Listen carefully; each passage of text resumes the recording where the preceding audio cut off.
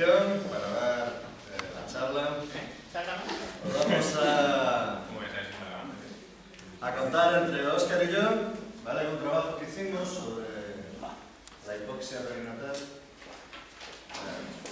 En momentos seremos dramáticos, en momentos seremos provocadores y esperamos que, bueno, interrumpáis en cualquier momento si algo hay alguna duda, ¿vale? Pero si queréis dar leña y tal, esperaros al final, ¿vale? Y ahora, sin más retrasos ni preámbulos, os dejo con Óscar que va a contar la primera. Bueno, pues yo os voy a contar... Bueno, esto es un trabajo de ingeniería biomédica, entonces yo voy a hacer más el biomédico y él va a ser más el ingeniero. El mío no va a tener fórmulas ni partes. Las ecuaciones se las dejamos todas a Ricardo, pero básicamente es por poner un poco en contexto. Y aprovecho esta parte para volver a traer las dudas que planteaba con la charla de Antonio, que es el tema de complejidad, regularidad. Bueno, entonces, pues aprovechando que tengo unas cuantas transparencias, ponemos ahí esas dudas. El trabajo forma parte de una colaboración con el Hospital de Fuenlabrada. Entonces, sí, de Alcorcón. De Alcorcón, no de Fuenlabrada. Vale, de Alcorcón. Y parte del trabajo fin de máster de Beatriz, que fue una alumna de máster de ingeniería biomédica. Este es el médico, Carlos Martín Caballero. Bueno, pues ha trabajado Ricardo principalmente, Chema, Beatriz, José Luis y Carlos. Entonces, básicamente ellos tenían unos registros de, en el momento del parto, del trabajo de parto, del nacimiento de parto. Entonces tenían unos fetos en los que se daba una condición que es la hipoxia perinatal y otros de control en los que no. Entonces nos pidieron ayuda o plantearon este trabajo fin de máster y es, bueno, vamos a utilizar algunas medidas, cuantificar de alguna manera las señales de feta Ferret, que ahora contaré un poco qué son, para intentar ayudar al diagnóstico, pues cuanto más precoz mejor, de la hipoxia perinatal. Ese es el artículo que fue enviado en agosto, si no recuerdo mal, el 1 de agosto, y fue desafortunadamente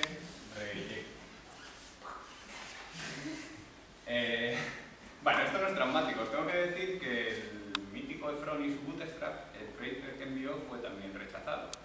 Claro, no estoy haciendo aquí comparaciones de este estilo, pero no está mal que te rechacen artículos, ¿no? Está bien. Además este no fue tan o sea, si he echado un vistazo a las revisiones, aprovechando el artículo, y no eran de un calado muy profundo, eran del estilo de, bueno, igual el scope no es el de la revista, que fue Digital Signal Processing, ¿no?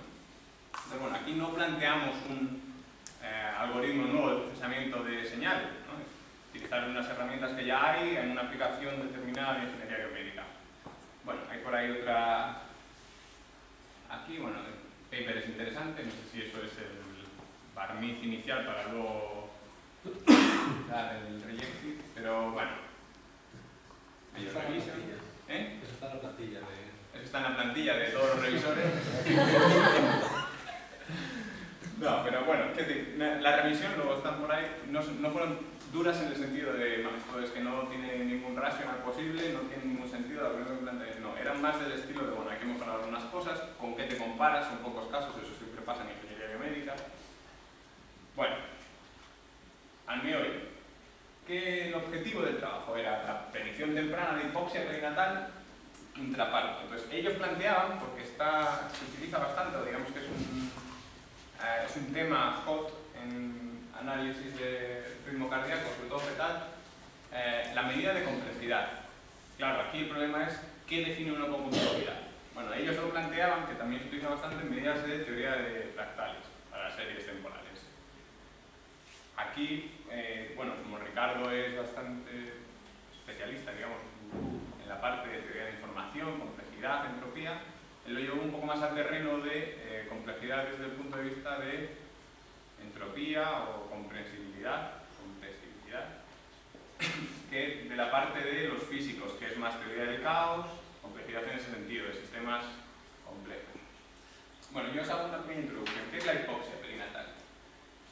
Además es un tema que a la mayoría, bueno, bastantes de los que estamos aquí, pues nos es como muy cercano en el sentido de que pues, estamos teniendo niños, tenemos niños, es algo que es así bastante, bueno, toca un poco. El asunto es, puede haber momentos en los que haya falta de oxígeno en los tejidos. Esa es la parte de la hipoxia. Entonces, hay periodos que son fundamentalmente de riesgo. No sé si en castellano se dice trabajo de parto, pero yo creo que entendéis todos a qué me refiero. O el periodo subsiguiente al parto. Inmediatamente que se produce el parto, son los periodos en los que si la hipoxia puede ser bastante peligrosa. Entonces, uno de los problemas, y bueno, aquí dime tú si no me equivoco, es que afecta al control neurológico y al control cardíaco. Y por ahí es el punto de entrada por donde se puede hacer el intento de la predicción de la hipoxia de manera no invasiva, mediante el registro del GRB. Si afecta al control neurológico, y ahora veremos por qué esto afecta al sistema nervioso autónomo, afecta al control del ritmo cardíaco. Y por ahí se puede intentar hacer es la ventana de entrada no invasiva para hacer la predicción de la hipoxia. Entonces, bueno, los problemas que puede tener son retraso motor, parálisis cerebral. Bueno, lo que sí se ve es que no hay una gran prevalencia, pero claro, cualquier ayuda que podamos ofrecer desde el punto de vista de ingeniería médica a los médicos para la detección temprana, pues es bienvenida, claro.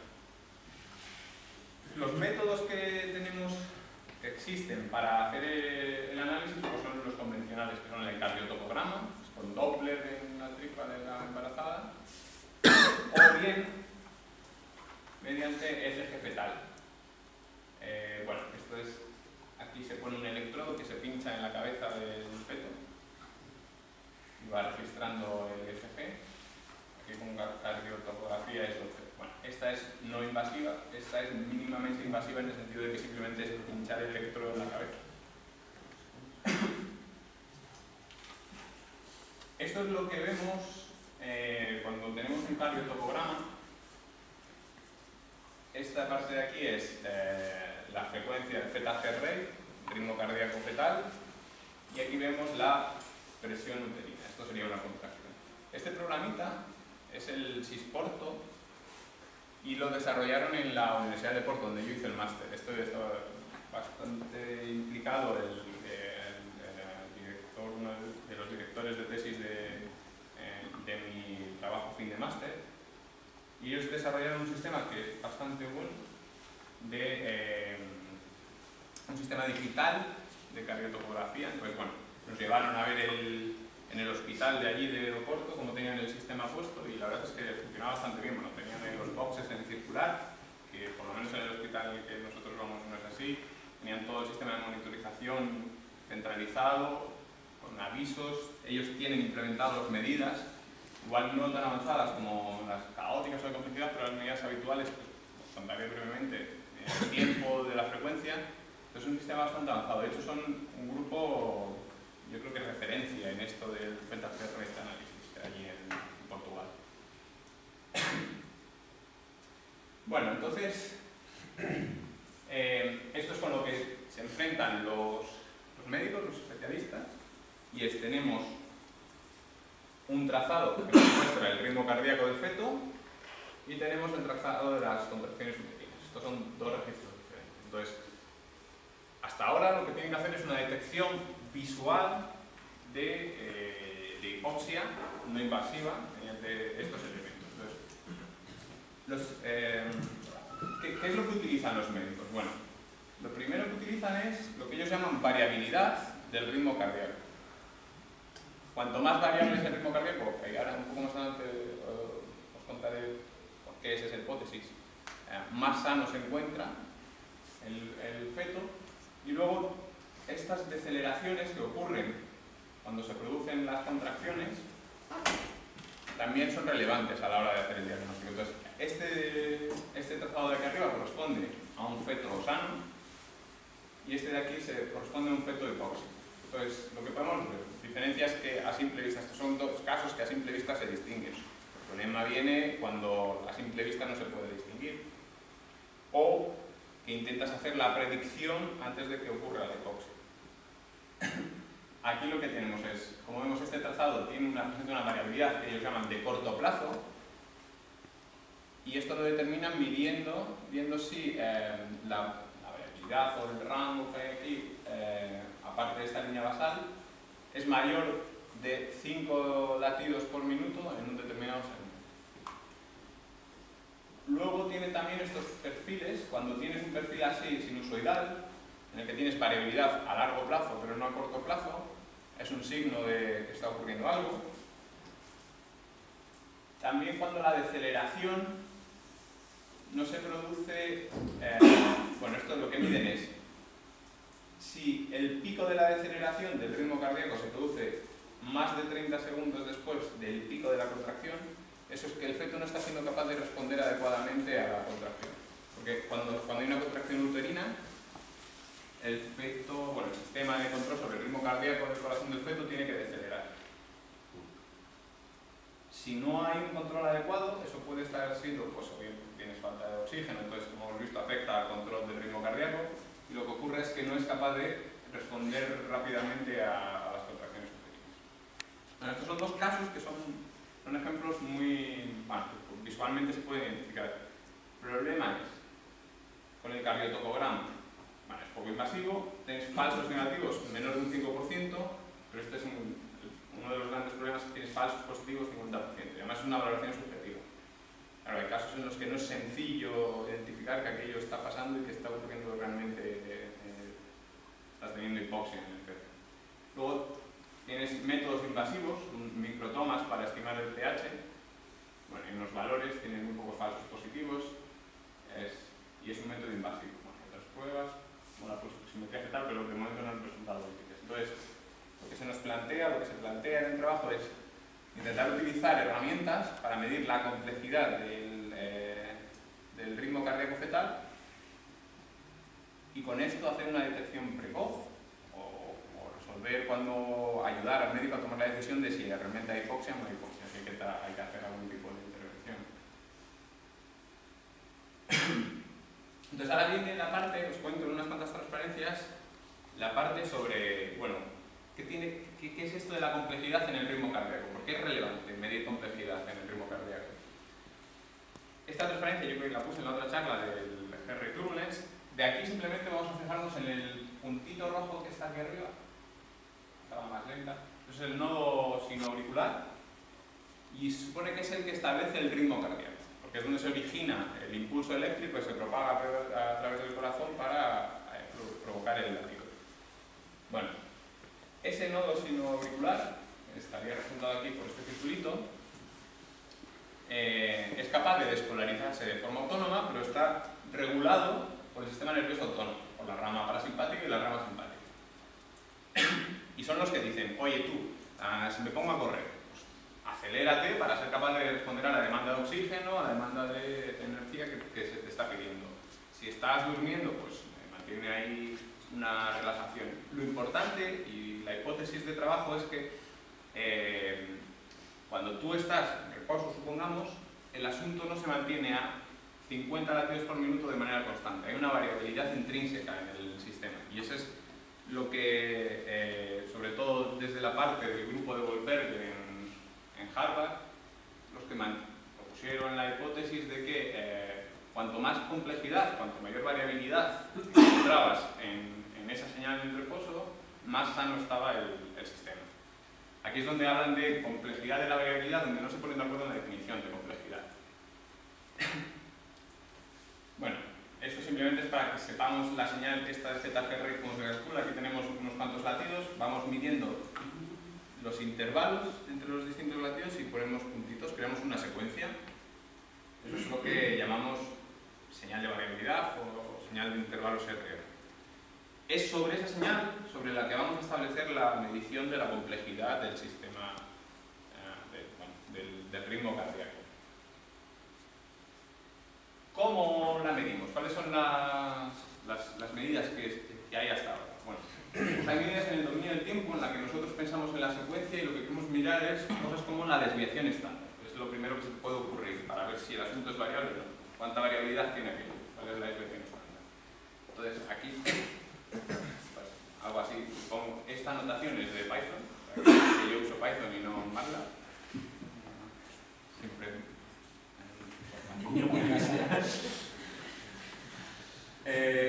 pero no, también la importancia es, se calculan muy rápidamente, son muy fáciles de calcular y las usan mucho los médicos porque ellos las pueden interpretar fácilmente.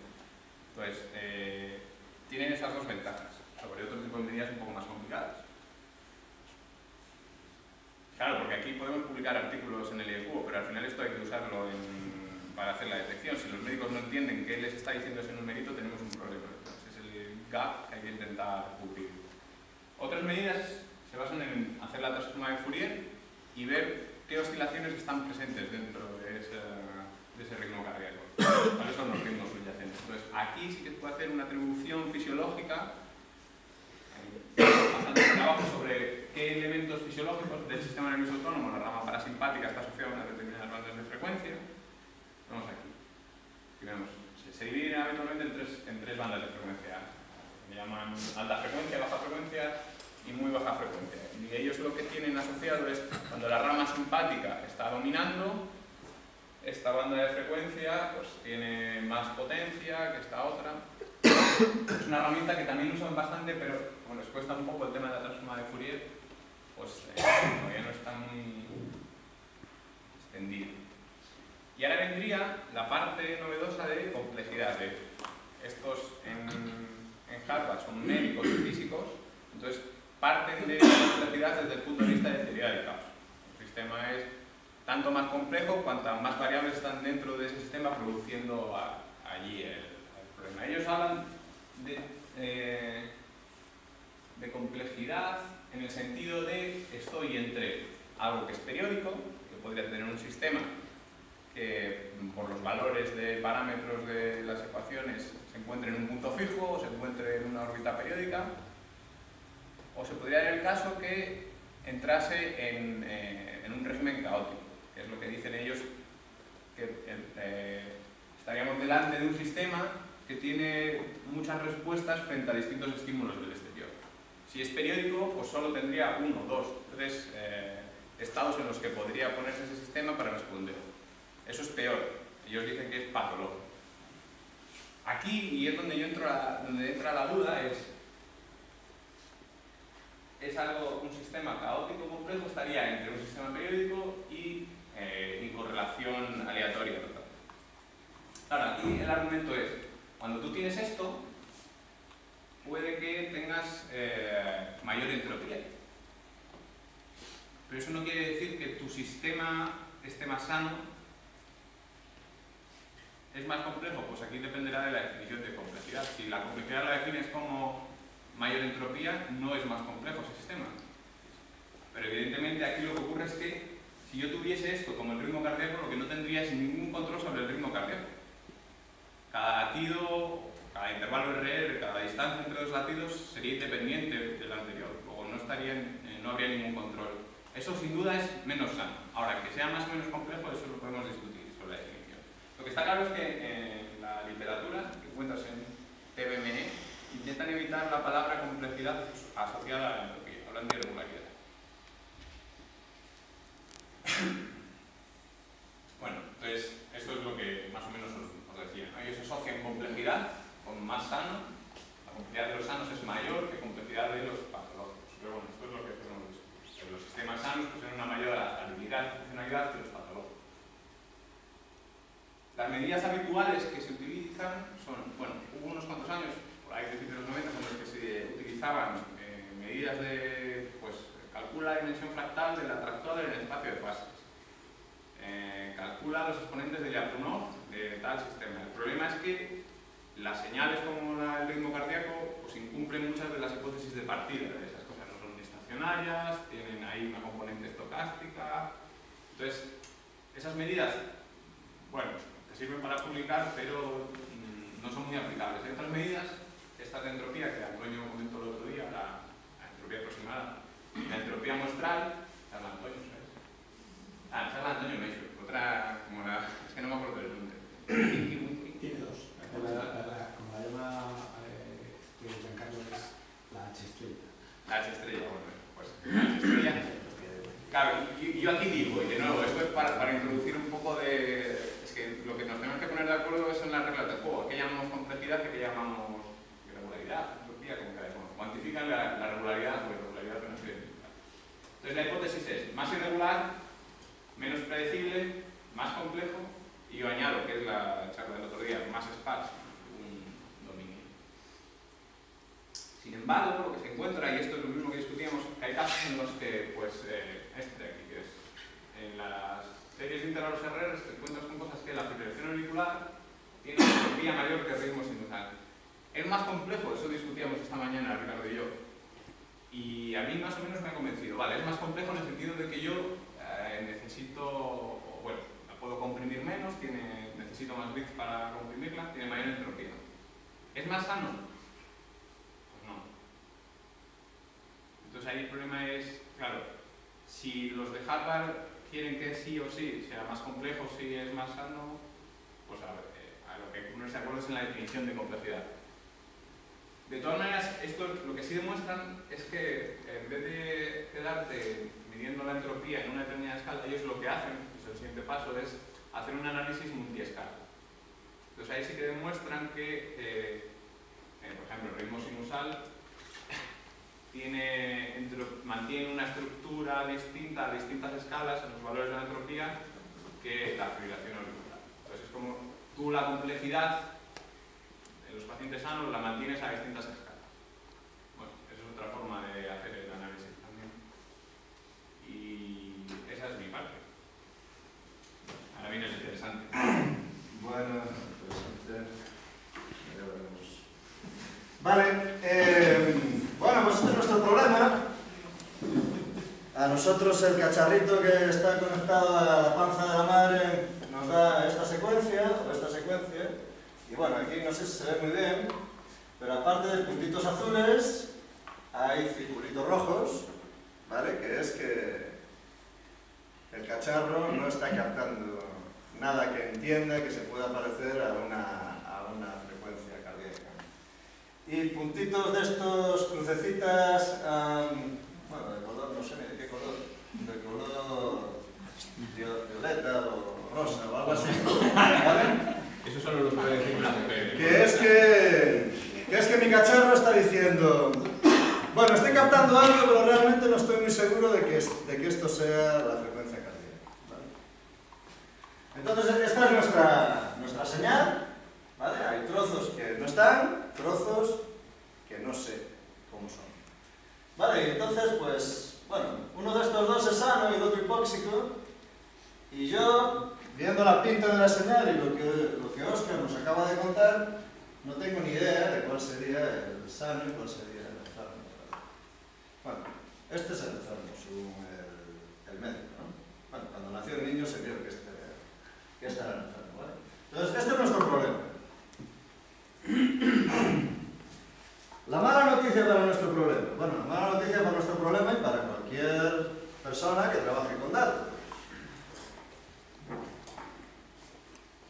Que cuanto yo más procese los datos, peor lo voy a hacer. Los de comunicaciones diréis, ¿qué me estás contando? Yo filtro y yo sé que mi señal aquí no está y entonces me cargo el ruido y ya digo, muy bien, bien por ti, tú sabes dónde está tu señal, vale, pues filtrarla. Pero si luego intentas venir a decir, no, ahora voy a ecualizar, ahora voy a hacer no sé qué, ahora voy a hacer no sé cuántas, bueno, cuantas más cosas hagas, peor lo vas a hacer, ¿vale? La información mutua entre lo que tenías al principio y cualquier cosa intermedia, ¿vale? Pues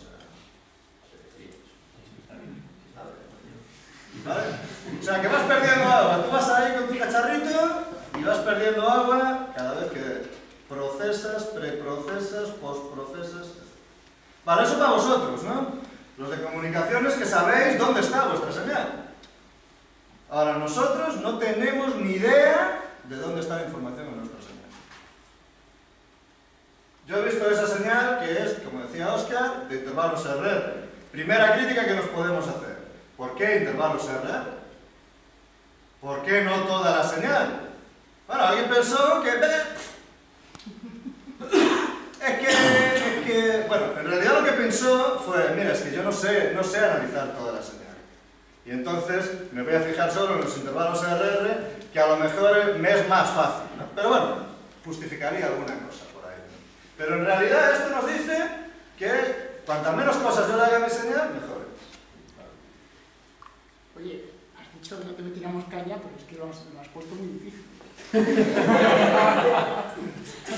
Algo... Esto es solo para... Claro, los de Information Theory dicen eso asumiendo dos cotas. Yo te doy dos cosas. Siempre una cota superior y segundo tengo complejidad ilimitada. Entonces, vale. Si tienes complejidad ilimitada, todo eso es... Tengo complejidad ilimitada. Si puedes hacer el mega algoritmo de la leche que requiera todos los ordenadores del mundo... No. O sea, independientemente de que yo necesite complicarme la vida más o complicarme la vida menos, la información mutua entre lo que tengo y lo que quiero va siendo menor según yo voy procesando. ¿Vale? Es una mala noticia para todos, también para nosotros, más para nosotros, que no sabemos dónde está la información. ¿Vale? Bueno, pero, gracias a Dios, hubo un señor que se llamaba Kolmogorov, ¿vale? Tremendamente brillante. ¿Vale? Y él, yo no sé, porque aquí la gente discute, hay unos que hablan de una cosa, que hay otros que hablan de otra cosa. Este señor se sentó, dijo, señores, esto es la complejidad. Ya está, no rompáis más la cabeza. Que si fractales, que si no. ¿Qué es la complejidad? Bueno, pues él lo dijo, yo me voy a preocupar de definir qué información hay en una secuencia. ¿Y cómo lo definían? Bueno, la información que hay en una secuencia es la longitud mínima del programa que es capaz de codificar esa secuencia en una máquina de Turing. Una máquina universal de Turing. Pero bueno, si a alguno no le gustan las máquinas universales de Turing, ¿vale? Kolmogorov también probó que si tú usas MATLAB, o C, o Java, o Lisp, o cualquier lenguaje universal, y lo codificas ahí, ¿vale? Solo va a haber una diferencia constante que no depende de la secuencia que tú quieres codificar. ¿De acuerdo? Así que, a los que no les gusten las máquinas de Turing, lo pueden hacer en MATLAB. ¿Vale? Pero, eso sí, la complejidad de Kolmogorov es el programa más corto que me devuelve la secuencia. ¿Vale? Bueno, también se puede definir la complejidad de una secuencia dada a otra. ¿Vale? Si yo le doy a mi programita una entrada, ¿vale? Puedo calcular cuál es la longitud del programa que me produce mi secuencia a partir de esta entrada. Bueno, pues eso lo definimos como KXY. Y tenemos que, salvo constantes,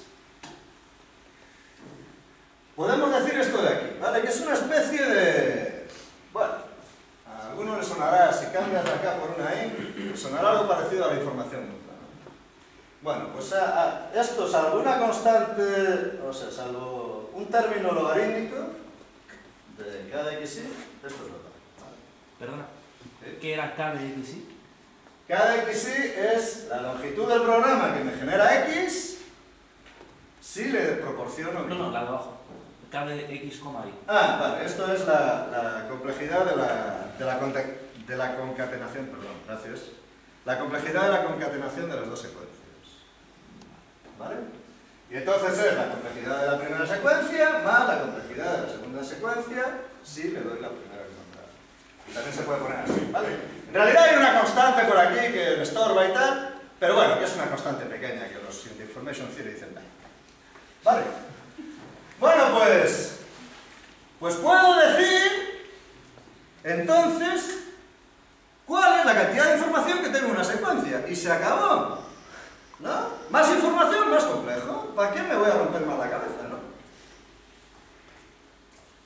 Bueno. Entonces, aprovechando esta definición, ¿no?, de información, ¿cuál es la información que está contenida en una secuencia? Yo puedo decir, bueno,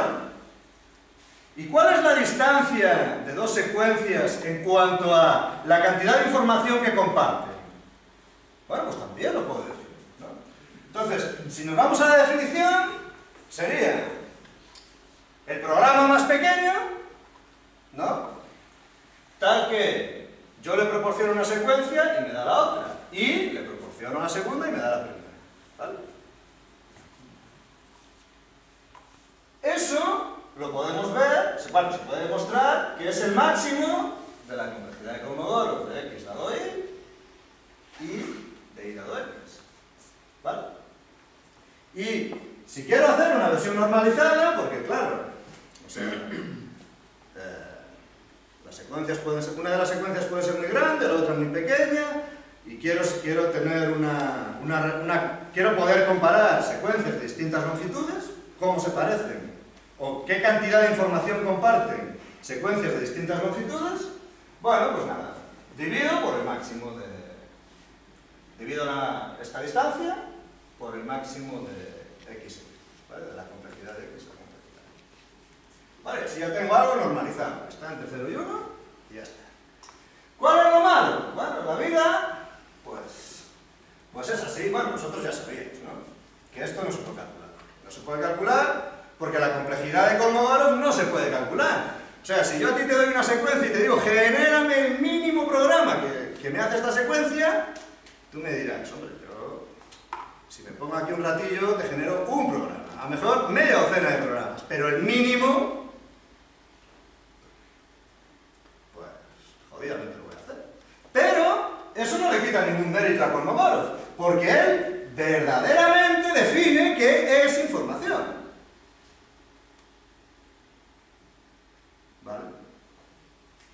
Bueno, entonces, ¿qué hacemos? Bueno, pues nosotros, bueno, no nosotros, unos más listos que nosotros, definen una aproximación de esa distancia normalizada, en la que yo, en vez de usar la complejidad de Kolmogorov, que no puedo calcular, uso un compresor, que sí que los haya patadas por ahí, ¿vale? Entonces, convierto el programa más pequeño que es capaz de generarme la señal en, bueno, ¿cuál es la longitud de mi señal una vez que la ha comprimido el compresor? Y eso se puede demostrar, bueno, es trivial, ¿no? Que es una cota superior a la complejidad de Kolmogorov. ¿Vale? O sea, que si yo comprimo mi señal con 3 compresores distintos, bueno, pues son 3 cotas superiores. La que sea la que tenga una longitud de secuencia comprimida menor, esa es la mejor, ¿no? Vale, pues, ¿por qué esto es interesante? Bueno, esto debería haberlo contado antes, pero si esto fuera la complejidad de Kolmogorov, ¿vale? Yo estaría explotando todas las relaciones que hay entre dos secuencias. ¿Vale? Entonces, toda la información que comparten dos secuencias, todas estas cosas que decía antes Óscar, de veo esta secuencia, realmente, ¿qué está pasando ahí? No, pues mira, que hay un sistema por un lado que está acelerando el corazón, pero hay otro sistema por otro lado que lo está ralentizando. Pero es que el corazón también tiene una propia regulación intrínseca. Bueno, pues mi compresor sería capaz de explotar absolutamente todo eso. Mi compresor, mi programa. ¿Vale? La mala noticia, bueno, pues los compresores no son perfectos, entonces esta distancia no es perfecta. ¿Vale? Si esta distancia fuera perfecta, yo ya no tendría que hacer nada más. Yo cogería mi secuencia de un paciente, mi secuencia de otro paciente, la buscaría si se parecen a de pacientes sanos o de pacientes enfermos y acabaría. Ya no tengo que hacer nada más. ¿Vale? Pero esta C no es perfecta. ¿Vale? Ahora, ¿cuáles son las ventajas de esto? Desde un punto de vista de usabilidad en procesado de este tipo de secuencias. que si yo corto una secuencia, a una secuencia le corto un trozo, yo voy a poder seguir examinando qué cantidad de información comparte esa secuencia con otra. ¿Vale? Si a una secuencia tiene muestras que son jodidas, bueno, pues yo puedo escoger si las quito, si las dejo. No me tengo que preocupar como en los métodos típicos de transformada de Fourier, en donde me faltan unas pocas muestras y yo digo, bueno, ¿qué hago? Me las invento, interpolo, porque yo necesito una secuencia completa. ¿Vale? Entonces, además, y por eso la provocación, este tipo, bueno, si ese compresor fuera muy bueno, y hay compresores muy buenos ahí fuera, pues yo estaría en la situación que me dice la desigualdad del data processing, ¿no? ¿Qué es? Yo no le toco a la señal. Yo agarro la señal tal cual y la comparo con las otras cosas. Si los de comunicación saben dónde está el ruido, lo quieren quitar, pues que lo quiten, pero lo que está dentro, pues no haría falta tocarle más. Bueno, entonces, bueno, el otro concepto que hemos usado aquí, es una bobada de concepto, es el aprendizaje por similitud. ¿Vale? Normalmente, ¿qué hacemos la gente de aprendizaje máquina? Bueno, nosotros agarramos nuestro objeto del mundo real y sacamos características de ese objeto. ¿Vale? Pues imaginamos que queremos clasificar hombres contra mujeres, entonces cogemos el objeto hombre y cogemos unas cuantas medidas de ese hombre, ¿no? Su altura, su peso, el tamaño de sus pies, el tamaño de su cintura, el tamaño de sus hombros, etc. ¿no? Luego todo eso se lo metemos en un clasificador y etiquetamos. ¿Vale? Bueno, si nosotros queremos usar la distancia de compresión, en realidad no hacemos eso. ¿Vale? Nosotros comparamos la muestra que no sabemos qué etiqueta tiene con una serie de muestras a las que denominamos pata negra. ¿Vale?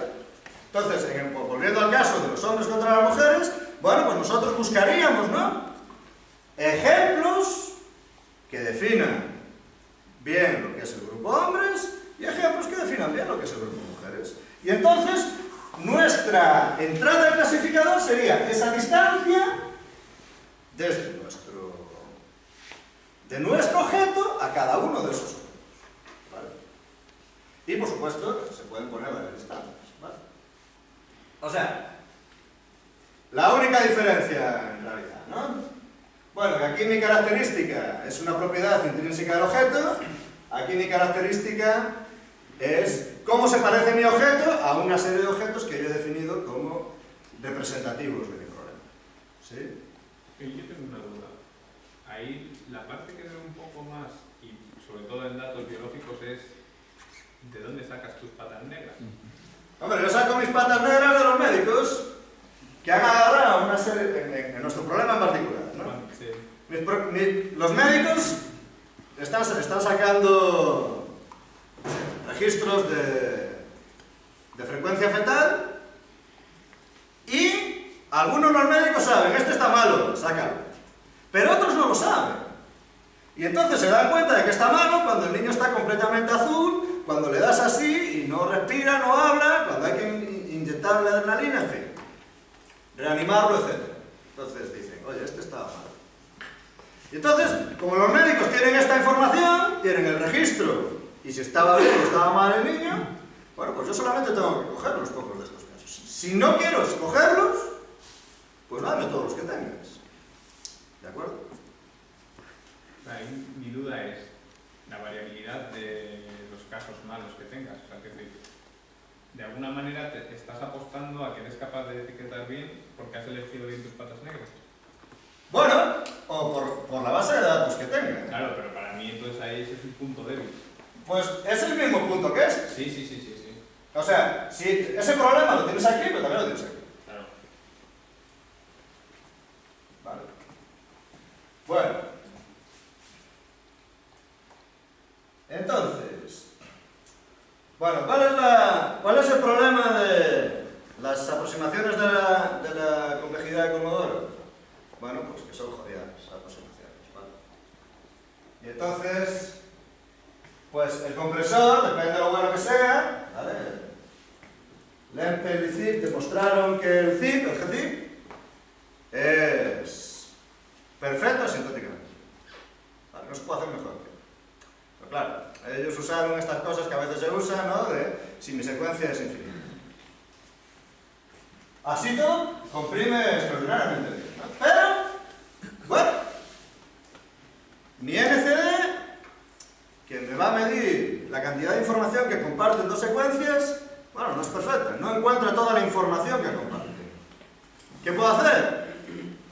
Bueno, pues nosotros hemos decidido, bueno, pues en vez de lo que se hace típicamente en este tipo de casos, saco los intervalos RR y me quedo con la desviación típica, bueno, pues voy a hacer secuencias de todos esos parámetros que se sacaban antes.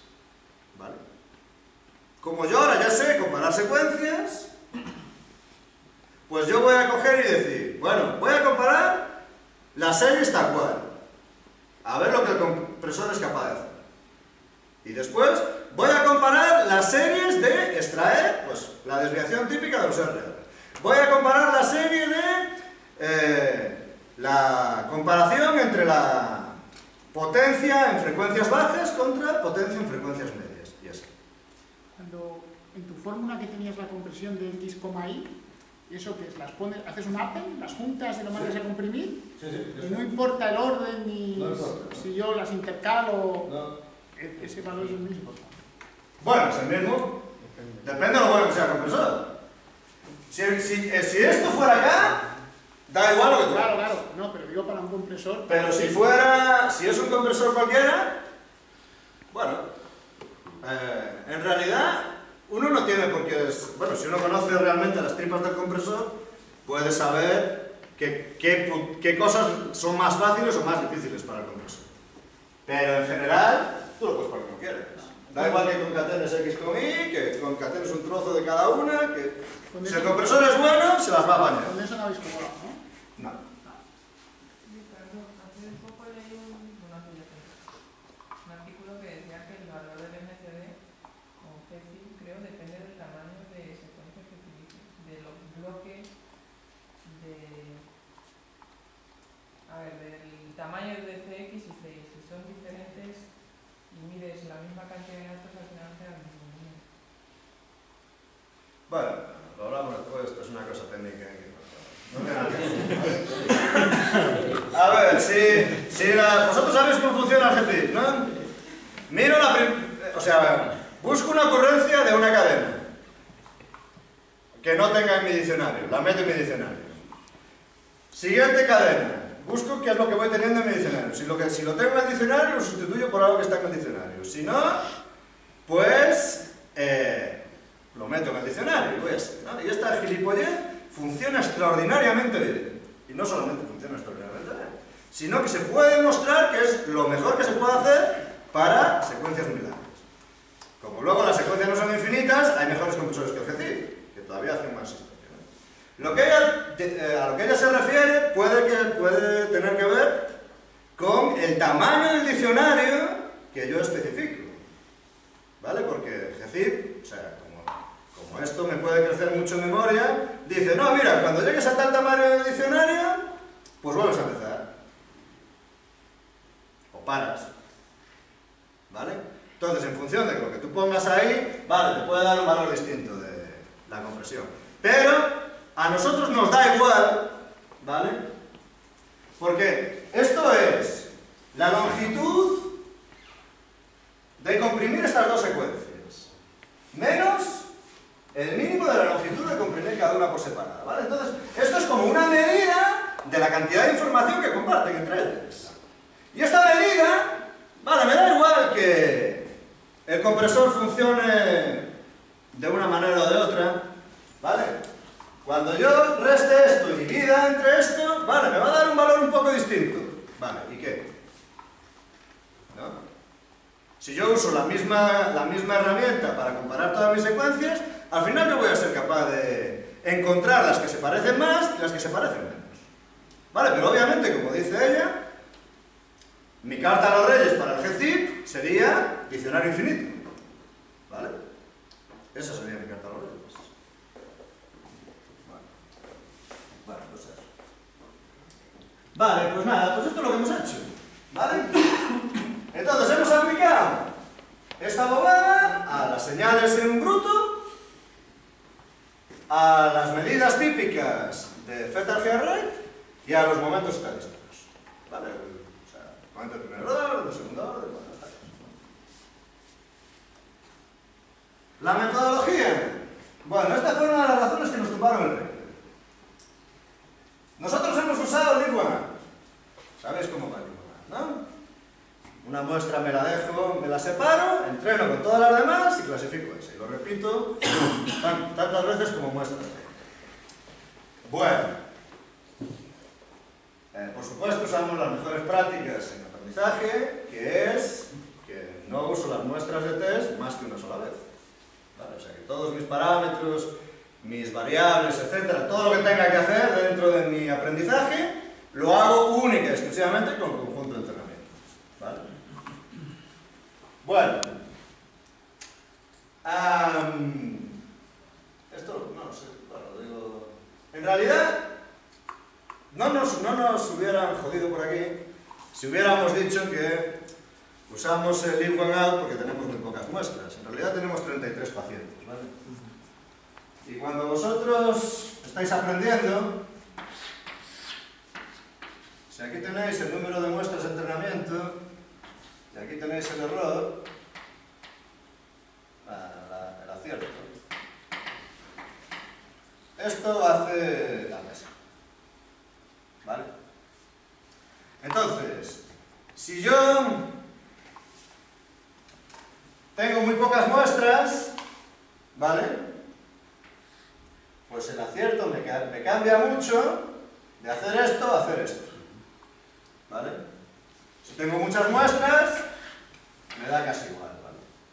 Entonces, esto es hacer, por ejemplo, 5-fold cross validation y esto es hacer Liguana. Por eso lo hemos hecho Liguana. Esta es una de las justificaciones que se podrían hacer, ¿no? Pero desde el punto de vista estadístico, ¿no? Pues, bueno, la cosa es que el estimador del error del in-one-out es el que tiene menos sesgo, pero es el que tiene más varianza.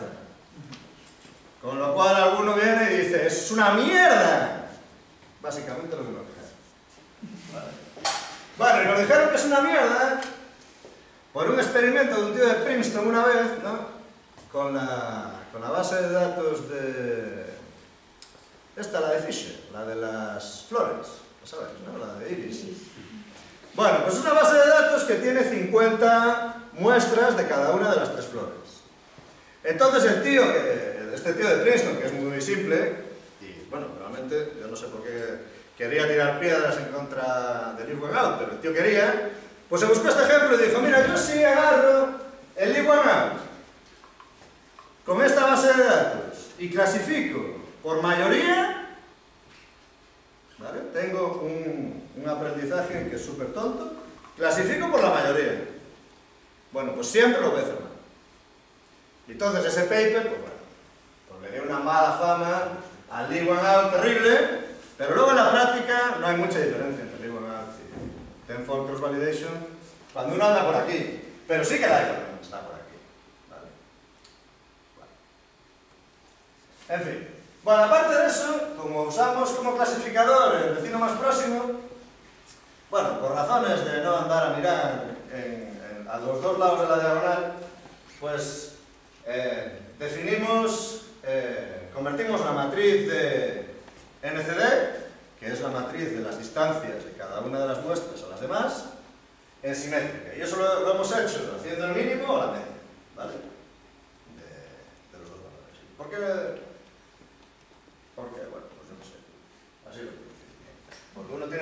cuál es el mínimo, ¿no?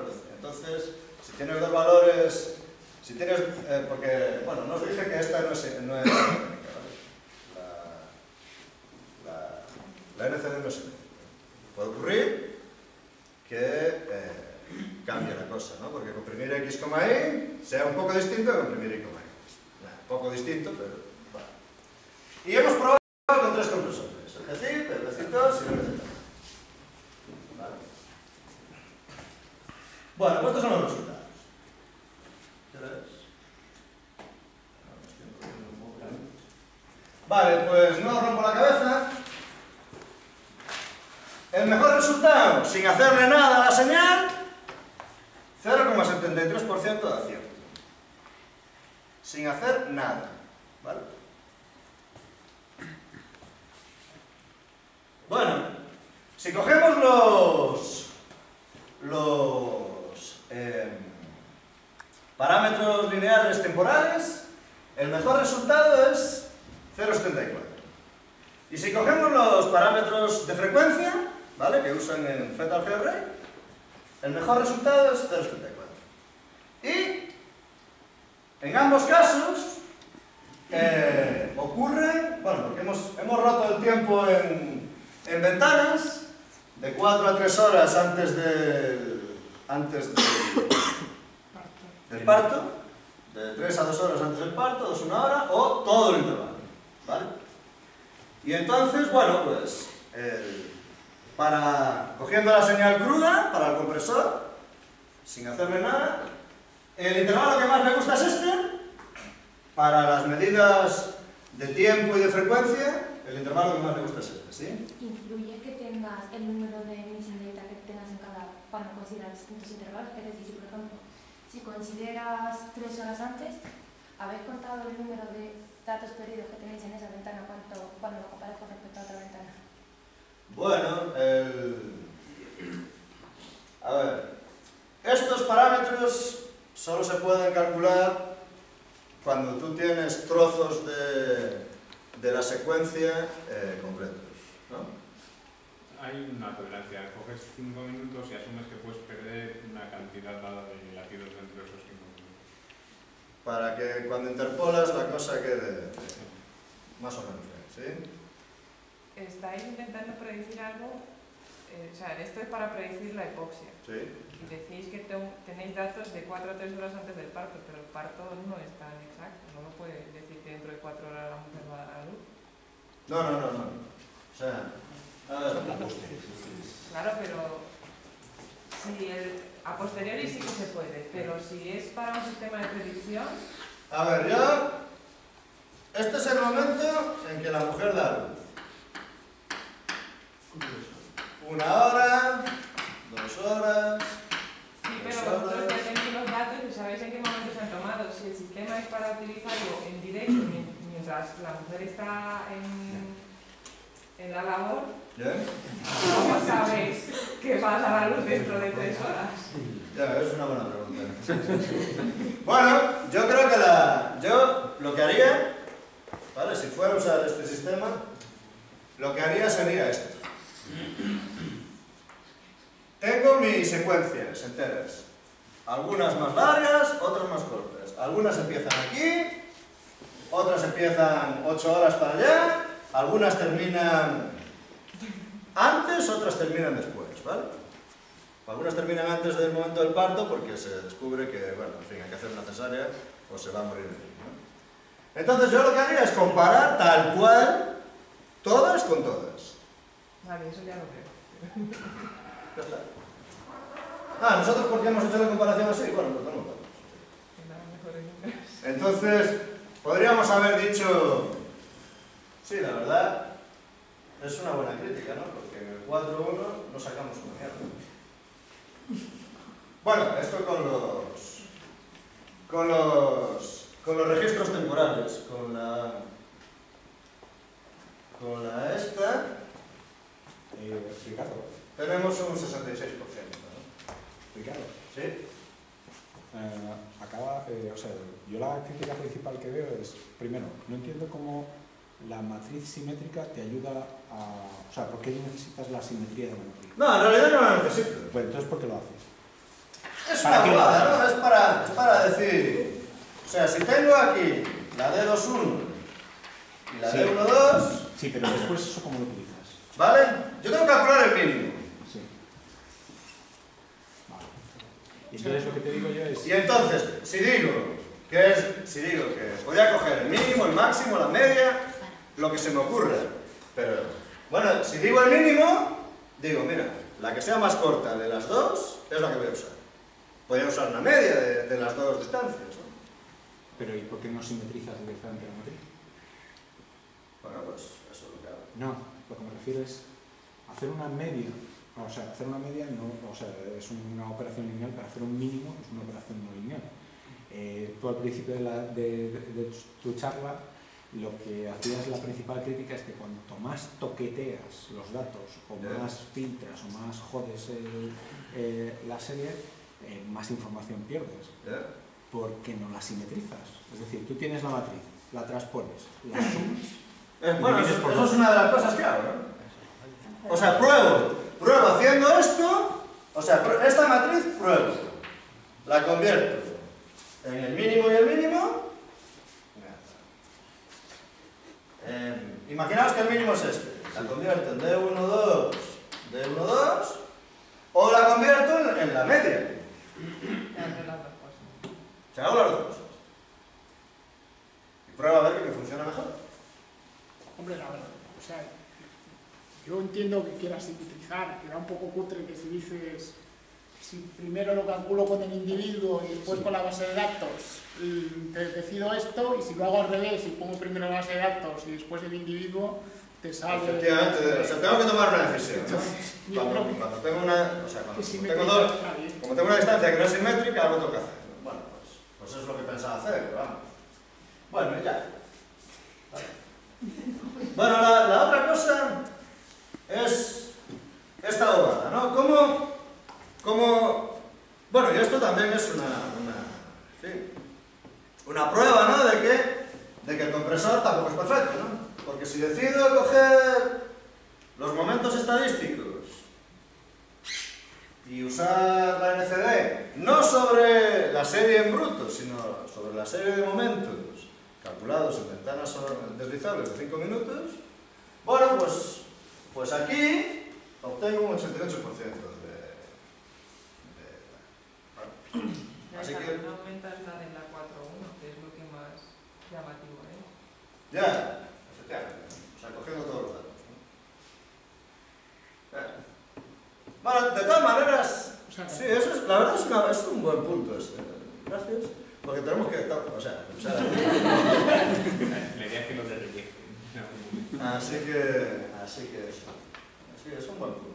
O sea, que acabas contradiciendo tu statement inicial, ¿no? ¿Cuál es el statement? Que procesar es malo y no sé qué y tal. Yo digo que procesar es malo, así que procese usted lo mínimo posible. Pero si va a procesar, si usted va a procesar, lo que puede hacer usted son dos cosas. Y esta es la última cosa con la que os aburro, ¿no? Clasificador 1, clasificador 2, clasificador N. Un combinador que sea votación a mano alzada, lo que ustedes quieran. ¿Vale? O, ya que estamos en... tenemos matrices de distancias, ¿vale? Bueno, pues súmelas. M1 más M2 más, métalo a un clasificador y tome su decisión. O sea que si vas a usar parámetros, bueno, pues úsalo. Pero, ¿cuáles son las dos cosas de esto? Primero, que no desprecie usted la serie original, porque puede extraer información de ella. Segundo, si va a calcular parámetros, no me dé un único número para toda la serie. Calcule una serie de parámetros, porque con la NCD usted va a ser capaz de medir la información que hay entre esas series. ¿Vale? Y bueno, pues, en fin. Yo creo que ya. Así que... ¿Es el que mejor os daba, el 1NN, en este caso? El 1NN, sí. Bueno, es un poco... es un poco lo de... Como yo estoy básicamente mirando una distancia, ¿no? ¿Vale? Porque nosotros en el KNN muchas veces metemos muchas cosas ahí, ¿no? Y entonces decimos, no, porque claro, porque hay muchas variables, tal. Pero aquí es una distancia. Entonces, bueno, es fácil de entender porque lo que une es la mejor, ¿no? Pero además estoy midiendo esa distancia, es una distancia, o sea, yo no la hice, vamos, lo inventé, pero vamos, que o sea, aproxima la complejidad de Kolmogorov, ¿no? Entonces, me está diciendo qué cantidad de información comparten esas dos secuencias. Bueno, pues el 1 en N es... Y nada. Vale, conclusiones. Bueno, la entropía. Bueno, ¿qué os voy a decir yo? Vosotros sabéis más que yo de esto, ¿no? Pero la entropía se concentra en la variable aleatoria. ¿Vale? Yo mido la información que me proporciona cada suceso, bueno, es una media, ¿no? De la información que me proporciona cada suceso es la variable aleatoria. La complejidad de Kolmogorov no mira la variable aleatoria, mira la secuencia que tengo delante. ¿Vale? La buena noticia. Bueno, si esto es muy largo, ¿vale? Si mi secuencia es muy larga, la complejidad de Kolmogorov entre el número de bits converge a la entropía. ¿Vale? ¿Cómo lo podéis ver? Bueno, nada, ya hemos hablado de esto, ¿no? De por qué esto es útil para el aprendizaje. Y nada, a la cuenta de la reflexión, os dejo con... Vale, entonces después de la charla es... vale, me compro lo de que una serie es tanto más compleja cuanto más impredecible, cuanta mayor entropía. Pero el asunto es que aquí estamos haciendo aplicaciones en ingeniería biomédica, o sea, lo que nos interesa de verdad no es si es más o menos compleja, sino si somos capaces de decidir con eso si está más sano o menos sano. Eso hay que tenerlo en cuenta. Y esa información la tendremos que meter de alguna manera en lo que estamos haciendo. Entonces, me da igual si es más complejo o más compresible. ¿Tu medida es capaz de decidir si el feto es hipóxico o no es hipóxico? ¿Cuánto mejor lo hace eso que de otra manera? Yo creo que ese es el... Entonces, ¿cómo usamos estas medidas de complejidad para resolver eso? ¿Estudios randomizados? ¿No? Y a mí esta parte, el trabajo con los hospitales es, si le das una más adelante, bueno, pues la charla de Leo Feli estuvo bastante interesante. Ya que no podemos tener estudios randomizados de estos, lo que sí tenemos es un montón de datos. Supuestamente. Vamos a ver si somos capaces de extraer de ahí patrones para decidir por dónde va esto. Julio. Sí, yo es que me he quedado al principio. O sea, a ver si entiendo. Lo que tú quieres hacer es ver si el niño ese tiene suficiente oxígeno o no, ¿no? O está suficientemente oxigenado o no, ¿no? Y para eso, lo que tú haces es, te fijas en unas señales que son señales cardíacas, ¿no? De hecho, eliges un momento de esa señal cardíaca y la comparas con el siguiente momento, ¿no? Y con eso, en el tiempo, realizas una especie de diagrama. ¿No? No, en realidad, tú coges la secuencia entera, bueno, hasta donde la tengas. Sí, vale, pero estás monitorizando lo que si tú te fijas en un punto de la señal, ¿no? No, yo... ¿Cuándo se da, cuándo se da la señal y cuándo se vuelve a dar otra vez y tú vas... Ah, para lo del intervalo de la... Sí, ¿no? Y tú mides eso. Luego todo eso es un montón de datos y juegas con esos datos. Sí. Vale, no, yo es que me he quedado al principio. Yo es que para mí la pregunta, porque al principio habéis comentado, bueno, ya hay un señor que dice que midiendo esto, pues no averigua más o menos si el niño está medio bien o no. Yo me he quedado en, bueno, a lo mejor, vamos, igual si sale de esta charla, ¿vale? Es una reflexión mía, igual a lo mejor hay que medir otra cosa, se puede medir otra cosa. Yo me he quedado que estás midiendo algo y estás jugando con los datos de esa medida y, claro, estás dándole vueltas a los datos. Mi pregunta es, ¿y si mido otra cosa? Eso es cierto, que Lo que pasa es que es lo que decía, la única ventana así que tienes no invasiva, porque claro, darte cuenta del escenario en el que estás, pues es la del ritmo cardíaco. Es lo que tienes más sencillo de acceder y que podrías medir otras cosas. De hecho, en personas sanas pues puedes medir otras cosas, que sí que están los registros estos que tienen distintas medidas y claro, evidentemente para decidir el asunto no tienes una sola medida, tienes más medidas que de alguna manera te dejan ver más partes del sistema que está por detrás funcionando. El problema aquí es una situación muy concreta en la que lo único que tienes disponible, que es barato, que es no invasivo hasta cierto punto, es el ZPA.